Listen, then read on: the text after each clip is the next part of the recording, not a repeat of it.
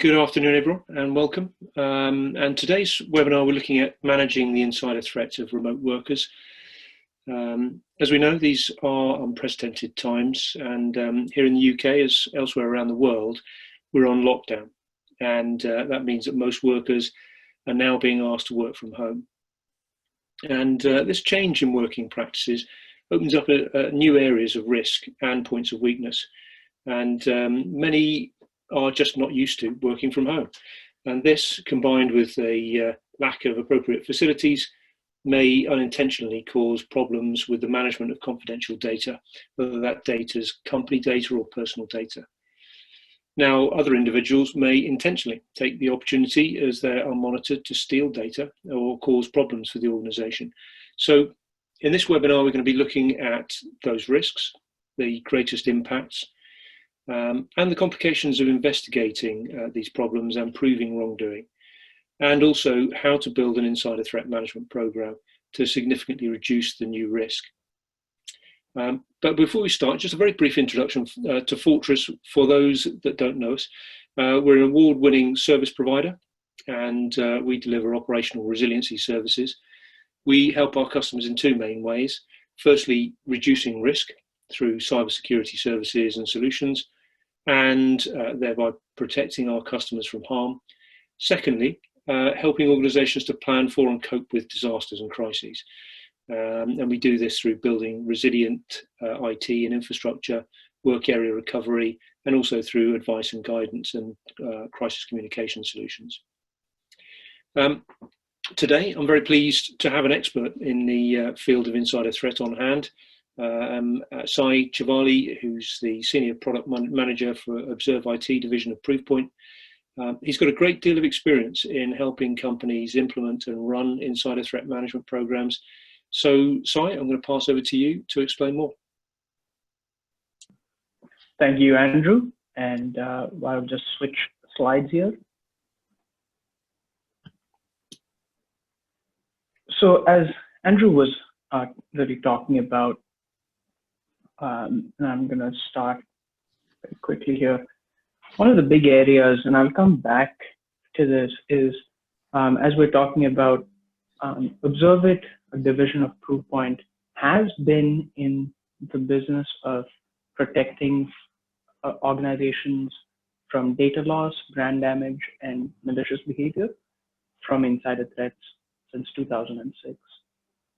This is something that we have seen change dramatically over the years, and it has been one of the major reasons why we have undertaken for now multiple years a deep study into the cost of insider threats.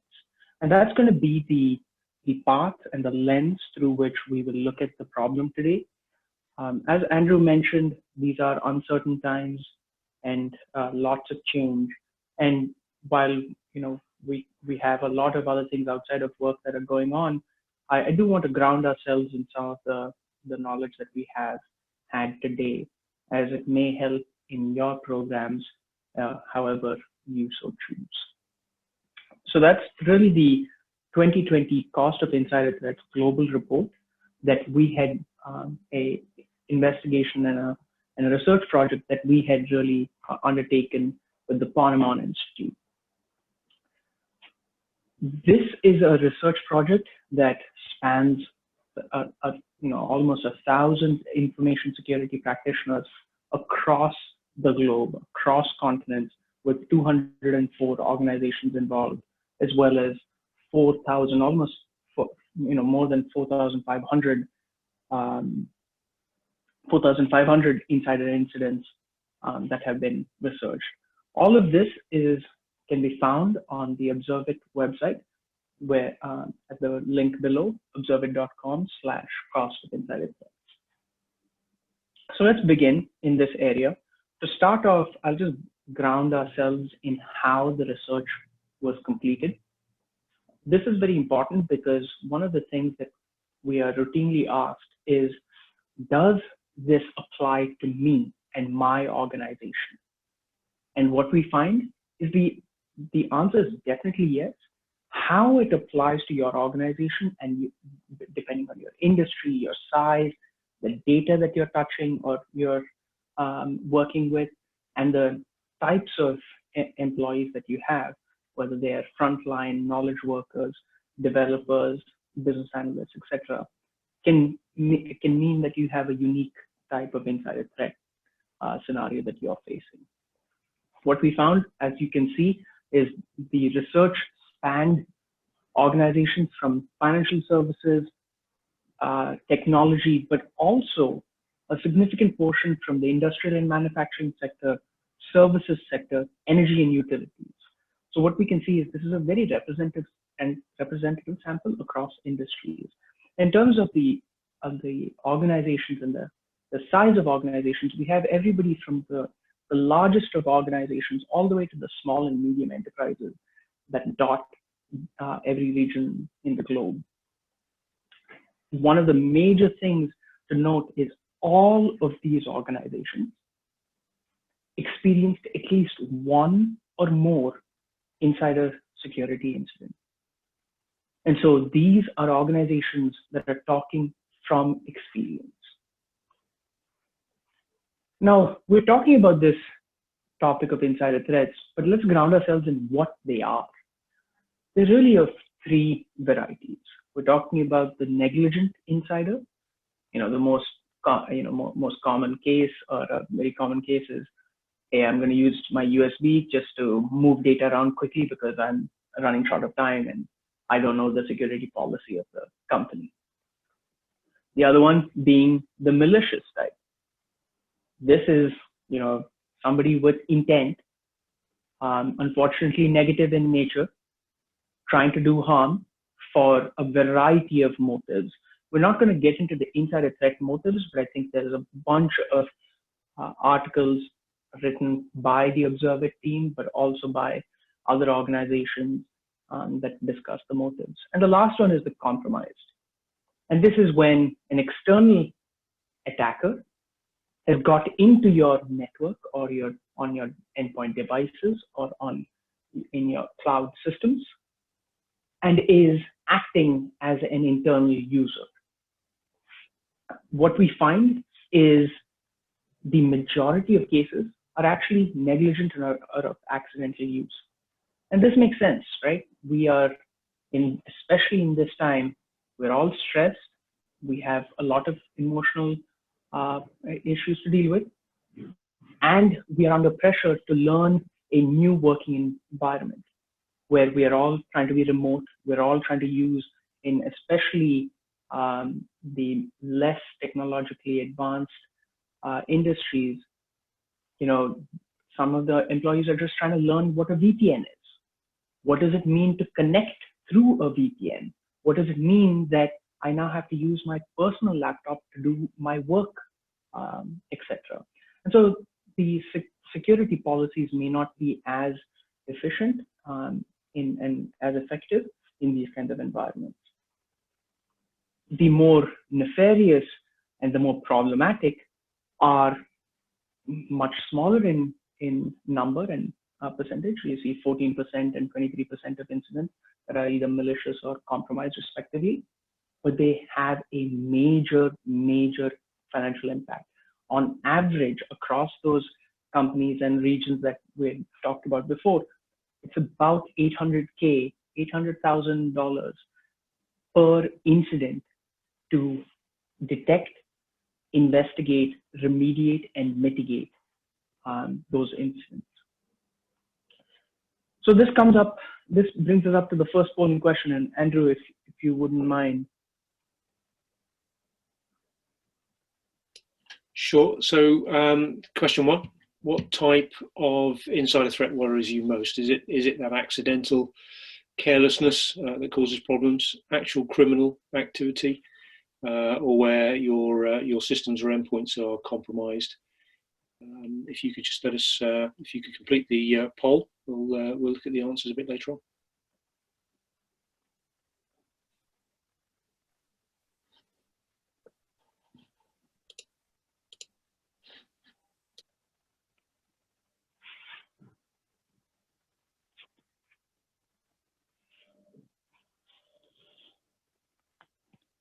Great.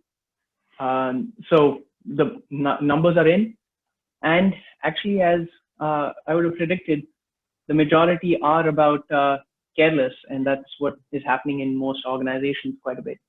We do see quite a few of you who are worried about the criminal and compromised, the malicious and compromised case. So one of the things that is very clear in when you're thinking about insider threat is you can't just focus on any one, because we see multiple risk vectors in this case. And we'll talk through how in many cases the careless case can be quite different from a malicious case, and what does that mean from a response perspective? What does that mean from a process perspective? So kind of moving on here and moving to the next topic is really just about what does that mean in terms of costs of managing insider threats. So we've done this study most recently in 2018 prior to the 2020 study. And even just in that time, we've seen a 31% rise in the average annualized cost of insider threats per organization. I want to put this number in context because a lot of companies may look at that and just balk. That's just such a massive number. So a few things to take into account. The way we got to this number was really to think about the average cost of insider threat incidents and the cost of remediating, mitigating, detecting, et cetera, per incident. And then we also asked our respondents for how many they are facing over the course of a year. And that is how we came up to this $11.45 million number today. And we do see a range across different companies, and I have just some statistics. I won't go through it on the slides, but financial services, we know that the financial services industry, for a variety of reasons, is one of the most affected. And that's where the average cost is actually well more than 11.45. It's about 14. But we also see at the lower end organizations in the education industry, which you might think is less effective, is significant because we're still seeing a cost around 8 to 9 million, an average cost. So this really does change based on your industry, but it is a significant cost. Now, when we're talking about the costs, we'll dive into three areas. One is the frequency. The other part is the cost per incident, and then how much time does it actually take to resolve. I didn't talk about the time to the resolution, but that is something, once you've detected it, the dwell time or the time of the risk exposure that you have can be significant, because this can actually be an additional risk of when your company is at risk of data loss. Not only are we seeing a growth in the cost, but we're also seeing a rise in the frequency. What has, and you see it right on your screen, a 47% rise of the number of incidents, and we're seeing an average number of more than one a month. What's really driving this? And it makes total sense when you think about it. In today's world, we're all living it. We are always connected, and we're doing work from a variety of places. Not all of them can you guarantee that the security technologies underneath as you're working through are very secure. Not only that, we're using applications, we're using more and more cloud applications across, and that just means that data is moving and kind of spilling into many, many more spaces. And from a malicious point of view, it has become even easier today to exfiltrate data given the number of channels that there are. And it is increasingly harder for security teams to lock each of those channels down, because we're in a place where we're in a society where speed of business matters, and security teams are loath to prevent business transactions. Now, when we think about the frequency, this does change. It does change based on the number of incidents that you see, the frequency for various companies. But on the whole, what we see is that the type of malicious and compromised, while really low, can still make a huge impact. Moving on, so we touched upon the cost, we've touched upon the frequency. Let's go to the time to resolution. Unfortunately, this has stayed and actually grown slightly. 73 days to 77 days between in 2018 to 2020 now. That is 2 full months, more than 2 full months of risk exposure. And we'll go through why that's the case, but on a very personal level, it's very difficult to investigate a fellow employee or a contractor because, one, it's hard enough trying to get all of that data for internal employees because after all, they're internal employees. Most companies are not looking at what is happening there. Second, an internal employee already has all the access or very close to has most of the access and the privileges to do their job. And it's very difficult to determine what their job is versus what is wrong behavior unless you're looking for that. And the last part is, even if you know all of that, putting the pieces together of what happened, who did what, when, and why, requires a significant amount of manual log analysis by your security analysts. Remember, your security analysts are not just looking at insider threats as as the only threat. There's a bunch that are already tackling today. And now you add on the complications of insider threats. No wonder it takes security teams, incident response and investigation teams, a significant amount of time to collect that evidence. Doesn't even account for the legal proceedings if that happens in the small minority of cases, because that takes its own time. So on that note, I talked about collaboration. It's really shown up in the data itself.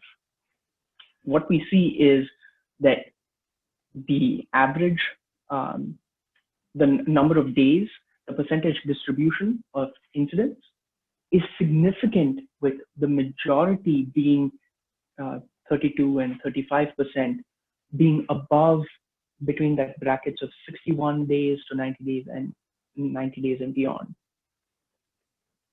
That really points to the fact that there's a lot of incidents that take a long time and they really do skew this distribution. Last part is, I don't think I need to stress this too much, but the shorter that response time, the smaller your costs are, because with each given day, you're increasing the legal costs, you're increasing the time spent, all of which could have been spent on other activities or on recovering the data. This brings me to the second poll question. And Andrew, if you wouldn't mind. Sure. So where is your organization spending most of its money, time and effort? Is it currently detecting and monitoring for insider threat? Is it spending money on investigation, escalation, and actually response to an incident? Or is it containment, remediation, analysis?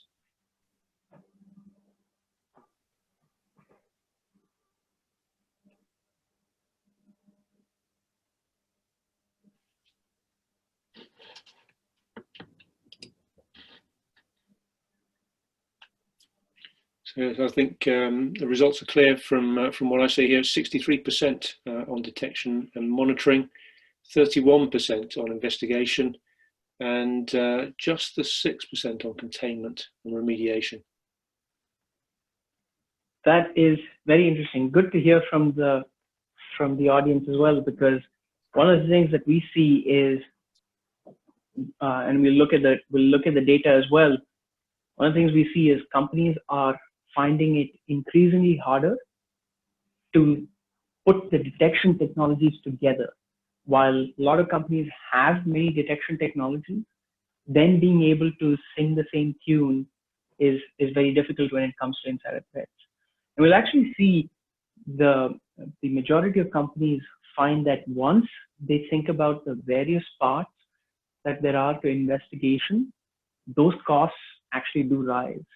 So this is very interesting to see, and it's very heartening to see actually that this group, a security-minded group that's attending the webinar, is actually putting in that much time into detection and monitoring. So let's actually look at some of the numbers, and y'all can definitely feel much better in terms of compared to your peers, which is a very good thing. We're trying to improve on this space, but just quickly to dwell on the cost per incident, and I'm not going to take too much time here, but this has grown. And the reason that this has grown is because as we will see, the cost of investigations, response, and remediation has also grown as the data that is being exfiltrated or lost is more valuable, as folks are it takes more time to catch these insider threats, etc. And we'll talk about the drivers for this, but just a quick introduction to what each of these mean. When we're thinking about, for example, investigation and how it's different from incident response, it's really the investigation really is the activities to identify what happened, while the incident response is more on the response plan side. And so I'm not going to spend too much more time here, but what we are seeing is the average spend on the different activity centers is really skewed towards investigation and containment. And I'm very heartened by the fact that this group is actually much more focused on the detection and monitoring side. That is really proactive of the group. But on the average, or on the average companies, what we are seeing is the reason, and this is where the differences of malicious users versus negligent users comes in. Companies that are seeing more problems with malicious users are finding it much harder to put the pieces together of what happened. When you're thinking about an accidental user, it's a one-off case. And the context that is required is much smaller. When you're thinking about a malicious user, there is multiple steps involved, and you want to put that together, and it takes a lot of time.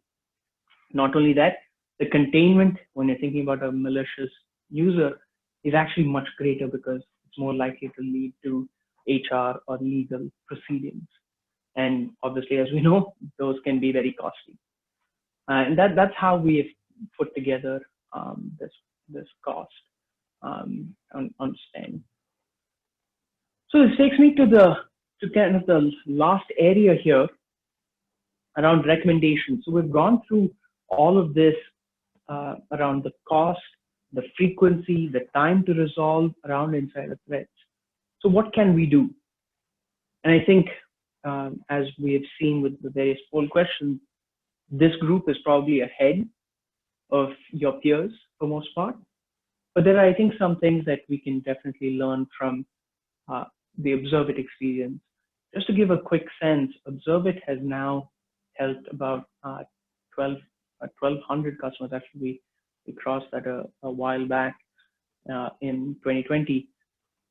1,200 customers build out insider threat programs. And this really means three areas that we have helped customers with.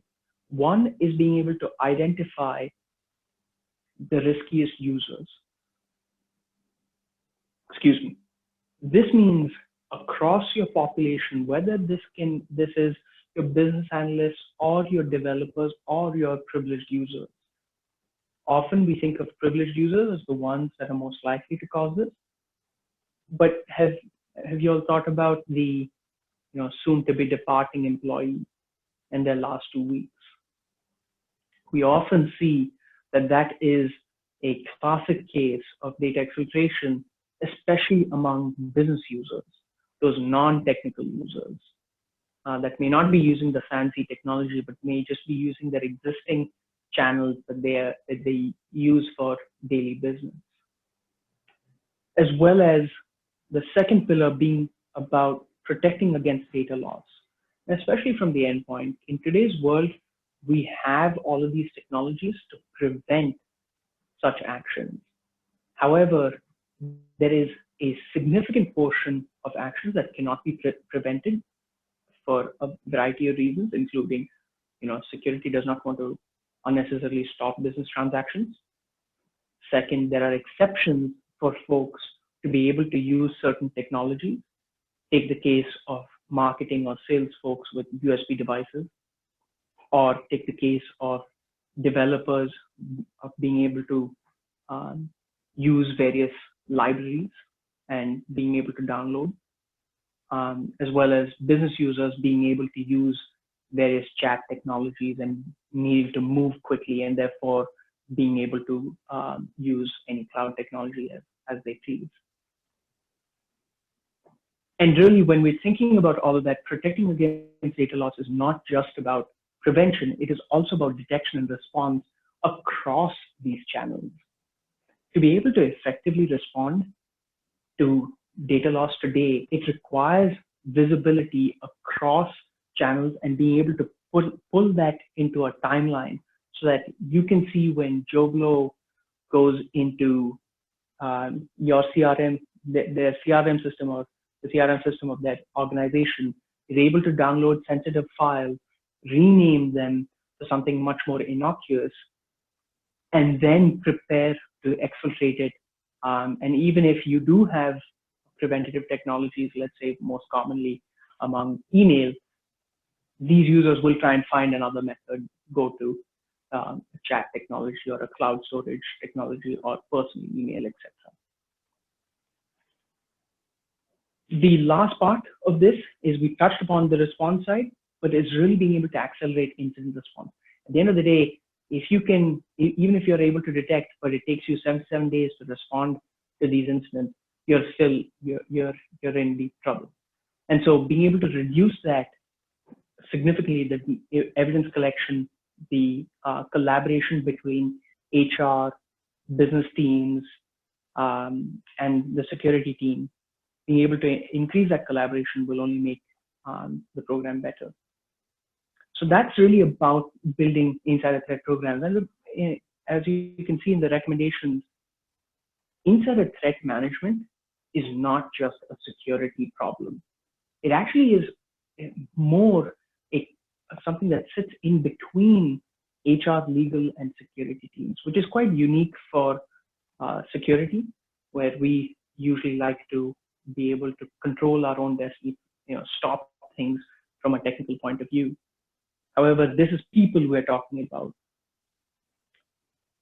Secondly, is being able to look for those leading behavioral indicators. Not all these behavioral indicators will be seen through technology. This is where you need to rely on your HR business partners to be able to know who's leaving, who's been denied promotion, who has had significant financial stress that they're dealing with, because that's one of the actually primary motivators for insider threats. The second part is, when you're thinking about the process, is being able to build a governance council, especially in today's world where we value privacy highly. In these cases, we do want to build a governance council that includes the HR team, legal, privacy. In some countries like Germany, Works Council, in the US, various trade unions, and your cybersecurity teams, so that they can all agree on what is being done to get visibility on the user, and how you're protecting against unnecessary invasion of user privacy. And it goes without saying, when you're thinking about process, you have to invest in training. And we invest in training to improve people's performance, but we also have to invest in training to increase their knowledge around what is permissible, what is acceptable use of the technologies that you're providing. And the last part is technology in itself. In today's world, we have observed it is the leading insider threat management technology, but we work with a multitude of technologies to help you build a program where you can detect, investigate, respond, and prevent the various types of insider activity, risky insider activity that there is. Obviously, as we look at growing businesses, we hope, we expect that as we come out of this crisis, we will have a lot of growing businesses that are looking to expand and will definitely require a solution that scales across the endpoints, across geographies, across the data that and the applications that your users are working with. And so when we think about technology, it's not just being able to work in that small use case, but being able to scale across your business users, across all of the users you have, and across the use cases that you will see. One of the crucial things we see on our side is customers come to us with a very specific use case. It might be driven by either compliance, or it might be driven by a specific experience, unfortunate incident in the past. But as you start getting visibility into the risky behavior across your user base, you actually see that there is a lot more that is happening that you need visibility on. In many cases, it's accidental, and all you need to do is provide more training, perhaps some in real time, some with your security awareness training, as well as put in a few more safeguards. So with that, what we have really looked at, and I want to conclude with, is we've thought through the cost of insider threats, the frequency, why it takes so long, and we've concluded with some of the people, process, technology improvements that folks can make. Hopefully, you're able to take at least one or two nuggets out of this and to improve your current program in these tough times, and we hope everybody is staying safe. Andrew, maybe we can move to some questions if there are any. Sure. Yeah, thanks very much for that, Sai. You did actually touch on it as you were talking there, but it'd be interesting to understand how you, and this is one of the questions in the chat there, how you handle privacy concerns, bearing in mind, obviously, the privacy regulation is different across the globe. How do you manage that? Yeah, absolutely. Privacy is actually a crucial component across the world, whether we're talking about GDPR that has been at the forefront, or whether we're talking in the Asia Pacific region or in the US. Privacy is critical to having good business and having trust amongst your employees. So let's just make sure that that is number one. However, what we also know in organizations today is that there will always be in any organization of size, there will always be some bad apples. It's just bound to happen. But apart from that, there's also a lot of lack of security knowledge, or the stresses of today's work environment, not just what we are dealing with today, but as business speed has increased, that people are having to trade off between security and doing business. And so therefore, there will be a fair number of mistakes constantly happening. To that end, we need to be able to put in place security technology. So there is a fine balance that the security team has to take into account.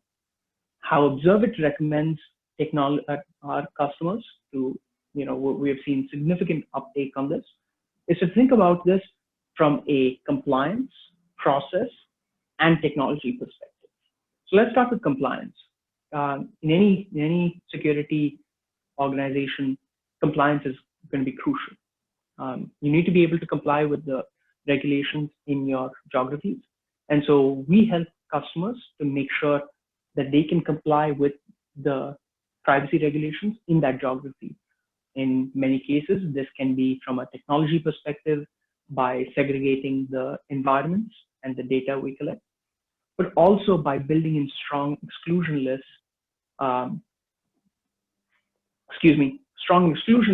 so that for users in that geography, you're collecting data only based on the applications that make sense for that. And for example, I'll give an example in Europe, we highly recommend customers make sure that they have a conversation with their users on what is personal data and where, in what applications does that live, and to make sure they exclude those from any sort of monitoring from the security team. The second part is around process. Process is really what I was mentioning with the governance council. It is essential that any insider threat program or effort, whether you have an insider threat team or not, you have the buy-in from HR and legal and privacy teams so that they are aware of how you're collecting data, where it is being stored, and what you're doing to anonymize so that there isn't unnecessary invasion of privacy unless there is the company's assets at risk. The second one is, from a process perspective, is making sure your users know what is acceptable. In making that acceptable use policy widely available and easily read is crucial. This can take the forms of multiple methods, obviously on the endpoint, putting it up there, as well as making sure the users are aware of it at a regular cadence. And lastly, when they make a mistake, making sure that is front and center to them as a real-time kind of warning or education. And the last part is what we're talking about with technology. And with technology, especially with Observe It, we have built privacy from the very start, and it's built ground up. So it starts with user anonymization.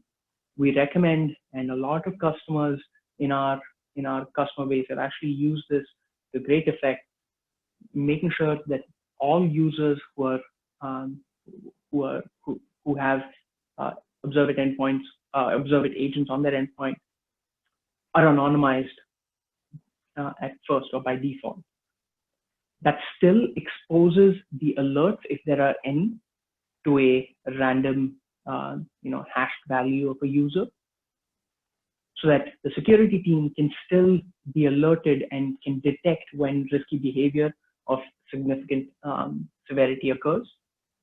But unless they need to actually investigate that user and have good reason for it, they don't need to know who the user is, nor any metadata that can identify them. Second, tied to that, to help the investigation process, is to make sure you have strong workflows to know when and to record, so that there is an audit trail for compliance purposes of when a user's information has been de-anonymized. Within Observe It, that is a workflow that is through the exposure request, and that goes up to a chief privacy officer. And the last part is security authentication, the audit trail. We know that the security team at some point needs to get access to sensitive user data, and to make sure that they do not abuse that, there needs to be a comprehensive audit trail of every action that they take within the Observe It platform or whatever platforms you're using, as well as there needs to be secondary authentication so that no user outside of the administrators with the right privileges can access this data. We can definitely go into it much more with other folks, but that's it for now. And I wanted to make sure I really talk through the privacy angle. Any other questions?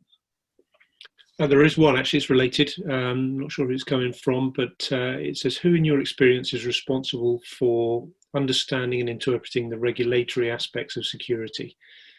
Is that compliance or is that IT security? I think this is where the Governance Council can really help to make sure that the security team, HR, and privacy are aware of both the privacy and security regulations.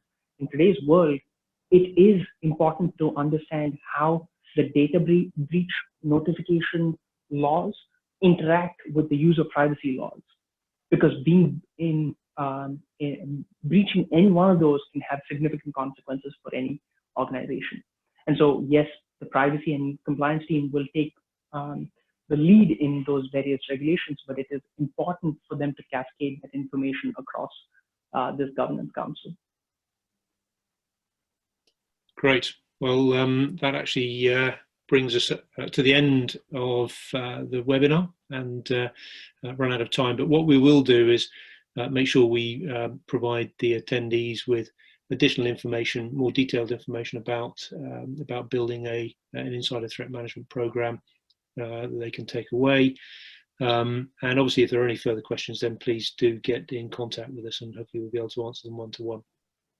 But thanks again, Sai, for a really interesting talk, and we look forward to catching up with you and the attendees following this webinar.